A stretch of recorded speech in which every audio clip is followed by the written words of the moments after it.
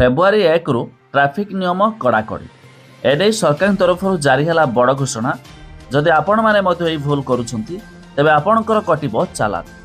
आसंतु संपूर्ण अपडेट जानिबा जदि आपणकर मध्य गाड़ीटिया रही।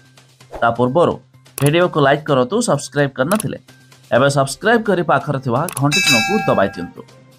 देखंतु एबे एक अपडेट आसुछि। मोटर गाड़ी रो इंश्योरेंस नथिले टोल गेट रे कटिबो ई चालान। स्वयंक्रिय प्रणाली बा ई डिटेक्शन प्रक्रिया द्वारा हेबो। आसंता फेब्रुआरी 1 रु राज्य रे ताहा मध्य लागू कराजिबो। मोटर यान आईन अनुसार वैध बीमा न थाई गाड़ी चलाचल करुथिबा नियम उल्लंघनकारी को चिन्हट सह आईनगत कार्यानुष्ठान ग्रहण कराजिबो।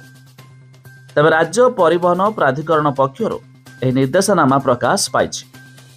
साथिरे कुहा जायछि जे मोटर यान आईन रो धारा 146 अनुसार प्रत्येक मोटर यान वैध बीमाभुक्त हेबा बाध्यतामूलक। यार उल्लंघन कले धारा 196 अनुसार 2000 टंका जरिमाना किंबा 3 मास पर्यंत जेल किंबा उभय दंडर प्रावधान रही। सेहिभଳି पुनर्बार नियम उल्लंघन कले जरिमाना राशि 4000 टंका किंबा 3 मास पर्यंत जेल किंबा उभय दंडरे दंडित कराजिबार प्रावधान अछि। बिना इंश्योरेंस रे राज्यर विभिन्न जातीय और राज्य राजपथ रे किछि गाड़ी बेआईन भावे चालुथिबा नजर को आसेछि। तेबे कोनोसी दुर्घटना बा किछि समस्या घटिले उक्त गाड़ी गुड़िक खसी जाउछंती। साथिपाई नियम कड़ाकड़ी करा जायछि। फेब्रुआरी 1 रु ई डिटेक्शन प्रक्रिया रे जारी हेबो ई चालान व्यवस्था।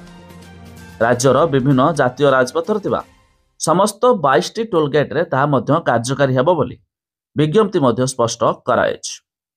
तबे बड़ अपडेट मुताबक जानि रखंतु फेब्रुआरी 1 रु नियम हेबो कड़ाकड़ी। गाड़ी इंश्योरेंस नथिले टोल गेट रे कटिबो चालान।